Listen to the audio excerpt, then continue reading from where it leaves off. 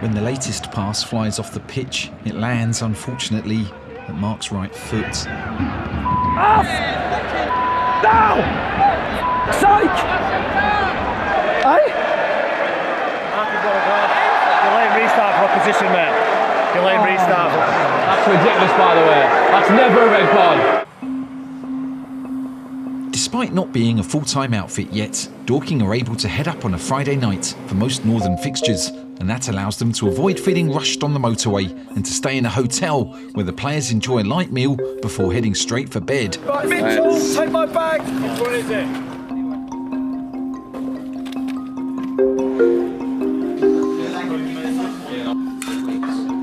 The next morning, they get to enjoy breakfast and an early morning massage, should they want one, ahead of their leisurely trip to the away venue. And this venue is one of the season's highlights. For Boundary Park is a former Premier League ground, what with Oldham Athletic being one of the PL's founding members, and for a club of Dorking's size and age, playing on the stunning pitch encased by 4 large stands, each one with a bigger capacity than the entirety of Meadowbank, the staff are reminded exactly how far they've come. Oldham, meanwhile, are suffering. Now in their second season at non-league level, the club is stable under local businessman hero owner Frank Rothwell, although that stability doesn't extend to the pitch, where a solitary win in their opening 6 games has left manager David Unsworth on the brink. Crowd unrest may do for Unsworth soon, especially if the club that once lined up next to Manchester United and Liverpool find themselves on the end of a negative result against the part-time Wanderers. Right, lads. One of the things we want to do today is get loads more fucking shots off.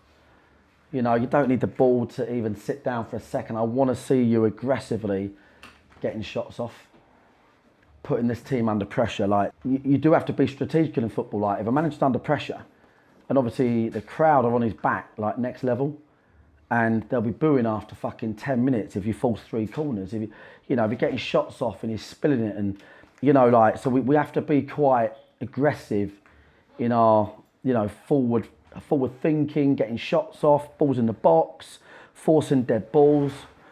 We've got to just really, really fucking put them under pressure. That's what we've got to do. When we get a goal, and I think we will get the first one, we really just obviously take our time and just relax, okay? That's the bottom line, yeah? All right, boys? I definitely feel we've been building performances and we've had a good week. So that's where we are. Any questions, speak to the management team or me. Good? For us, obviously, we're real football people. Come through all the divisions, really give a shit about football. And then last year we were the first home game that Oldham had under their new ownership, and then we just saw hordes of people coming back to the club they love, and it just sort of triggered this affiliation. And Frank's a really good man, he's a community man, we're a community club. There's something enjoyable here that we're not used to in League 2 or, playing the same teams year in, year out. And I kind of feel like it's help the fans love the league a bit more. The relegation from League 2 was the lowest point, whereas now I think we've got that optimism, so I think it's a little bit further up. We're not in like we were in the playoffs in 2003, and so we're not too bad. I think people are a little bit worried about how we're doing, but I think we're doing better than we could have done, really. It's been one big down, really, for the last 20 plus years in terms of on the pitch and style of play.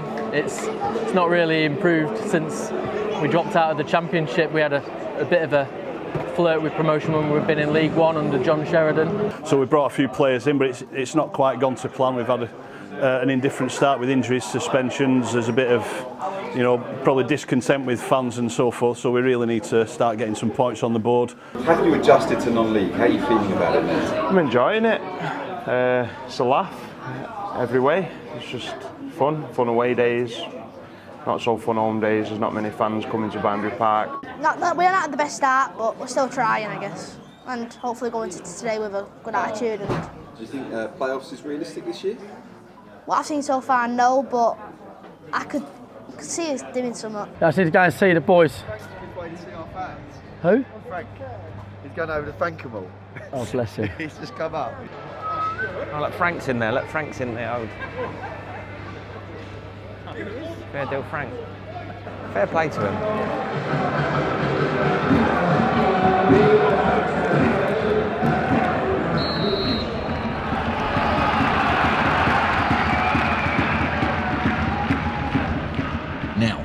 Dorking, playing at Boundary Park will always be special, and comparative to Meadowbank, the park remains a big stage on which to perform.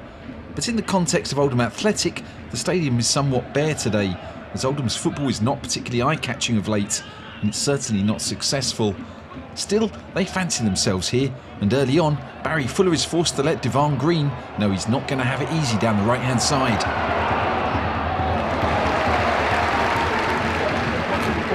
Yeah, full-back side. We are hopeful that at some point soon, Marc realises the mic is in his pocket. Until then, it's all going to sound a little muffled. Presumably, whatever he says, it's going to be positive, for Dorking have started well, and they're looking to keep hold of the ball.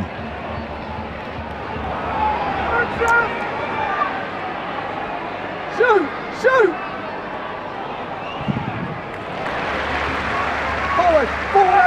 Forward only! Just! Things are looking good. Nothing could possibly go wrong now. Baz's hammy's gone. Baz's hammy's gone, gaffer. It's true, Barry Fuller's hamstring, hitherto one of the strongest muscles in non-league football, has gone. Baz's The coaches need to figure out a reshuffle, which is already complicated by the loss of Niall McManus in the pre-match warm-up. Meanwhile, Baz is still trying to run around. He's still running around, he's fucked. He's got to go down, yeah. With Baz definitely coming off, the bench need to figure out who can step into the fray. What, Cal? Cal? Maybe it's a big ask against that quick winger. Is it Bob there and then putting Seeger out here? Listen, when we get up the field, that third man run is on. Oh, would you look at that? Look what Marc's getting out of his pocket. The updates to the team mean that Bobby Joe is now on the left of the back three, with Ryan Seeger filling in at wing back. It's a makeshift team, but damn it might just work. Each time they try to play out, the ball is going askew, as Wanderers consistently cede possession to the home side. Playing out from the back is key to winning the game, and each time it goes wrong, Marc gets closer to boiling point. It's death by 1,000 misplaced passes for the Wanderers manager. Come on! Fucking hell, mate. Speed up! When the latest pass flies off the pitch, it lands, unfortunately, at Marc's right foot. Off! Fucking hell! Fuck's sake! Fuck off asking for bookings!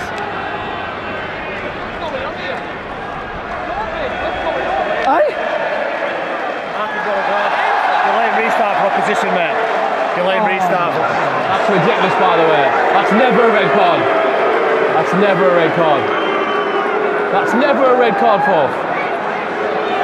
Why is that a red card? The referee is right. It's a mandatory red card for a coach who delays a restart, although we would argue that had Marc not touched the ball, it would have taken just as long to retrieve it.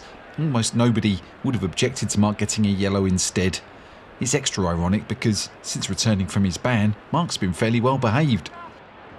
Just before half-time, Oldham swing in a corner, like a drooping cobweb.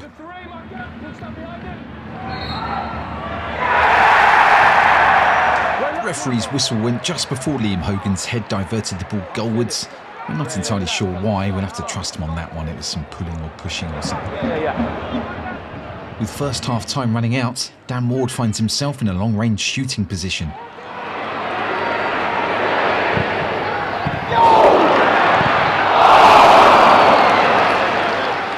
Harrison makes the save and the ball falls kindly for Nathan Sheeran, but Sheeran's effort flies over the bar, typifying the quality that the first half has provided. It was better last 5 or 6 minutes. Not better. Took fucking long enough to get there.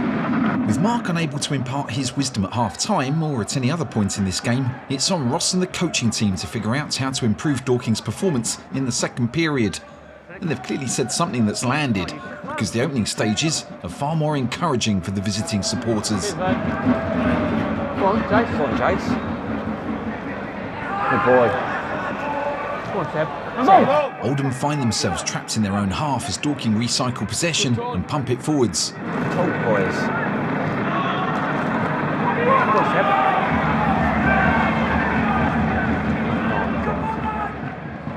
The half is but 2 minutes old when the referee is forced to think about a decision that could prove pivotal. Good chat, dog. Oh, fuck off. Seb, you just watched him.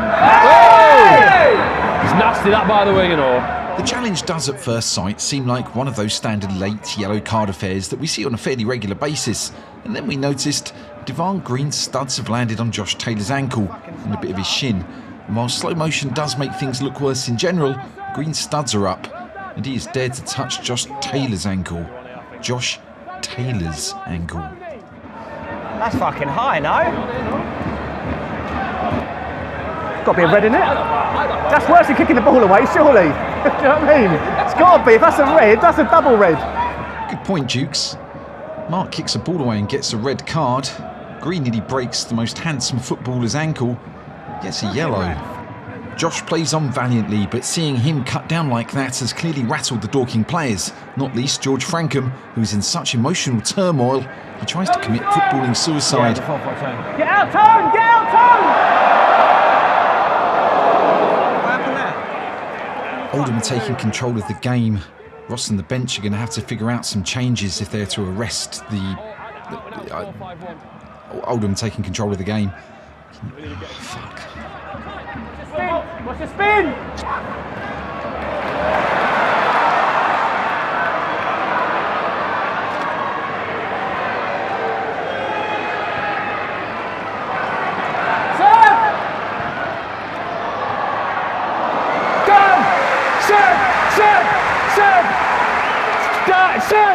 Seb, quick!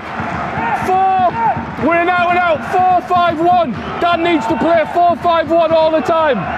For much of the second half, Dorking have dominated possession, although they haven't created too many chances, and that's why we haven't shown a great deal of their positive sides.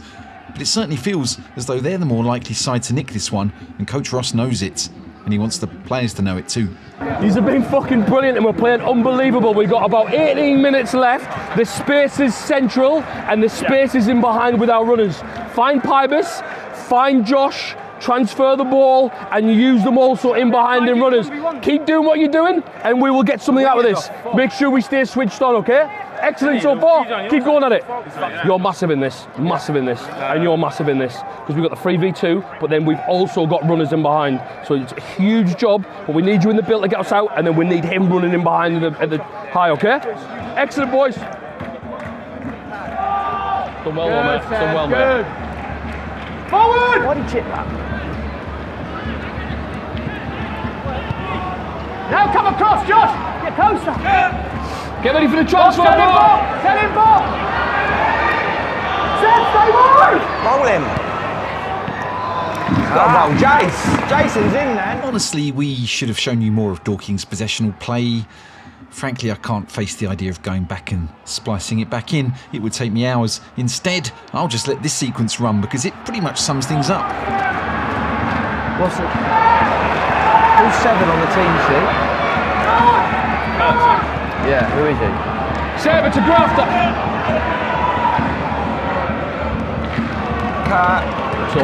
Seb, keep working, keep on. Winger, I shoot. Every time, mate, that 3v2, mate. Can't see. Bob's got to be higher. Something fucking do something, what?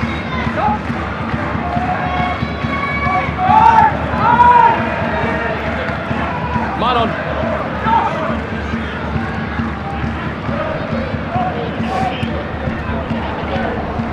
I know, yeah.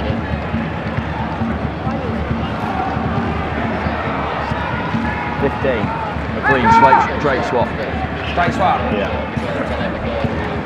Who's coming off the 10? 15. Who? 15. Jesus Christ, Dan. Time. Bob's in! With their best move of the match, Dorking surge forwards. Bobby Joe plays in Seb Bowerman, and he crosses for the Sega Mega Drive. Yes! Yeah! Oh my God! How the fuck is that not a goal? Jason's appealing like a Mars ice cream in a stoner's freezer because he knows what we're all about to see. The ball has quite comfortably gone over the line. Dorking should be 1 up. Now, one could perhaps argue that the Mega Drive should have hit the back of the net and avoided all doubt. but a subtle push from Mark Kitching was just enough to stop Seeger from making it unequivocal. Although the ball did go in, so it's not really Ryan's fault either way. I'll be interested to see that again. Somebody, and we're not naming names, has asked us to point out that was a 20-pass move that led to that non-goal. What a goal that would have been, by the way. Dorking were on top long before the officials robbed them of a goal, but with righteous indignation on their side, they continue to look for a winner as the game enters the final minutes.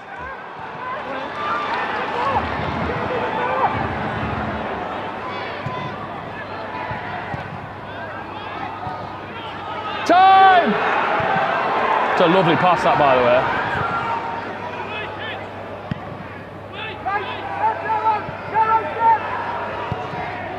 Oh! Fucking hell.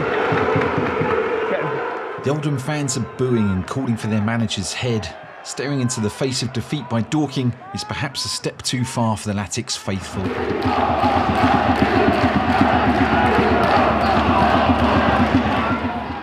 A late corner offers Oldham the chance to save face and perhaps their manager's job.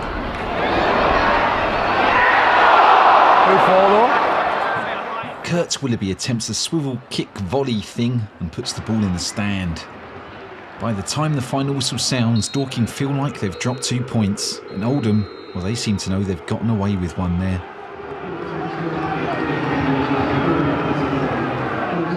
Given that he's banned from the dressing room, we don't have a post-match team talk to bring you. That happened on the bus. Instead, Marc is invited up to the supporters bar to meet the home fans and his chairman buddy, Frank Rothwell.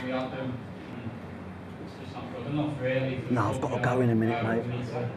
Your staff are amazing. Oh, amazing. Everybody here. Thank you so much. They looked after me. When I got sent off, they looked after me. Massively. Oh, yeah. This doesn't happen very often in football. We've got the manager and the owner of Dorking here. Marc, come on, Marc.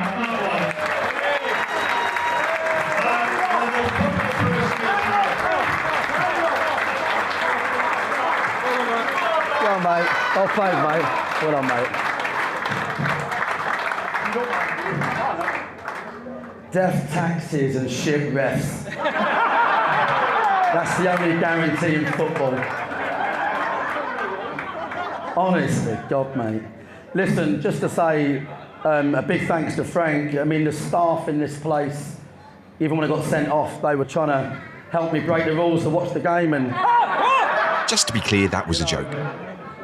Amazing people. And I know, listen, it is what it is on the tin. I know you guys at the moment, it's tough with results, but you have to look at the bigger picture and where this club is now since Frank came in, what he's done, his family, rejuvenated it and got the club back. And, that's what you have to draw on, in my opinion. Who the fuck am I? But that's what I think. That's what I think. So stick with it. Because if you stick with it, then you deserve the better times. If you don't, then maybe you don't. So, listen, I look for, hopefully you can come to Dorking if you can. It's expensive, I'll be honest. It's £19 for a mineral water.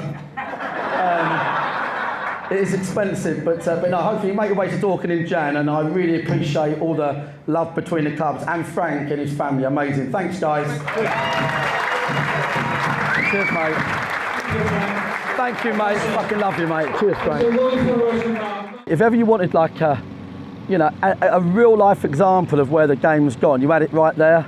Punish things that are, can be dealt with in different ways, and then miss clear and obvious red cards and goals. Another performance to build on. It's 2 clean sheets back to back, so obviously as a team, we work hard for clean sheets, and that's what we want to strive to build upon. And then obviously if we get our goals, we're going to get more 3 points than we will 1 point. What a fucking annoying, how annoying is that? I think I'd have jumped through the fucking, if they'd have scored, honestly, I think I'd have fucking jumped off the roof and got the game abandoned for me being fucking, having all broken bones and an air ambulance coming in. I think that would have been my tactic, and it would have been that fucking unjust. Thanks for watching Bunch of Amateurs. You can get this a week early with no adverts and much longer. It's an extended version, 2 extended versions in fact, if you join us on YouTube memberships. Otherwise, leave a comment and hit the like button if you don't mind.